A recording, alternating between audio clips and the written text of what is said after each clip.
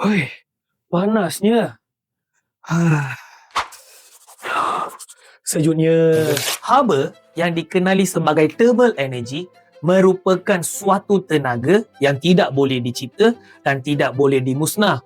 Jika anda rasa panas, itu dikenali sebagai exothermic, dan jika anda rasa sejuk, itu dikenali sebagai endothermic. Kebanyakan tindak balas kimia di sekeliling kita ni, dia sama ada menyerap atau membebaskan haba. Tak kiralah daripada proses pembakaran, fotosintesis, respirasi ataupun proses penapaian. Dua proses yang saya sebutkan tadi itu dirangkumi di dalam bab thermochemistry atau senang nak kenali, termokimia. Jadi, pastikan pelajar tingkatan 3 di luar sana ikuti kelas sains Cikgu Michael hanya di Start Tutor. Jumpa anda di sana.